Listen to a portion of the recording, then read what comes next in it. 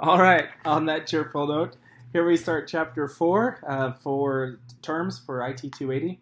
I'm not sitting in the classroom. Today I thought I would do a little bit different. I'm sitting at home in a nice comfortable chair, and you are in your own home or at an office or a church building or some other location, maybe a library.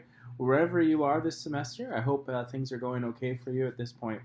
So some terms for chapter 4, I put them into a nice document here. It's actually just an email draft, but you can see here are the terms for chapter 4. It's so pretty in this order. I like it. I like things organized, and it's weird, but that's the way I am. So NAT, Network Address Translation, you'll need to understand what that is and how that works. Binary, decimal, and hexadecimal. You'll need to be able to understand what the differences are and how to be able to convert between them to go from binary to decimal or decimal to binary or to hexadecimal. Those are all important for networking and other computer related areas, but especially in networking. IP versioning. So there's two main types: IP version 4, which you're probably the most familiar with, and IP version 6. So you'll need to understand what those differences are and how to be able to identify addressing for them. Then we have different types of networks, what we call classes. So we have both class A, B, and C networks. So you'll need to know what those networks are, what their appropriate ranges are, as well as how to be able to identify the addressing scheme for those classes when we do what's called classful addressing. In IT 480, we'll learn a bit more about what we call classless addressing. And they're related. There's certainly a lot of crossover between those.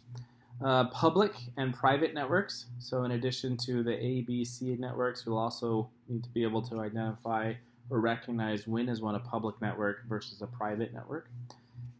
In a particular network, you need to be able to identify and understand how to determine the available network space for hosts so that you can assign an IP address to a particular host or device.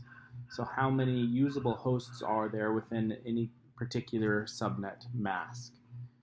These four terms are interrelated: unicast, multicast, anycast, and broadcast. So you'll need to make sure you understand what those differences are and the audience that those correspond with. And then lastly, MAC address and packet types by protocol. So they're one of the previous chapters, chapter 3 or 2, you needed to make sure you understood the term packet, but now we'll see that packets can include different information based off of the protocol, whether it's an ICMP packet or an ARP packet or some other type of protocol. And then along with the MAC address, how to be able to identify what a MAC address is and what it's for, what its purpose is. So those are the terms for chapter 4. I hope you've enjoyed the class so far. If not, give me comments, give me feedback, so how we can make this better for you this semester, but also for future students. Thanks, as my daughter likes to do at the end of her videos. Peace, except she does like this little kissy thing. I don't know, weird.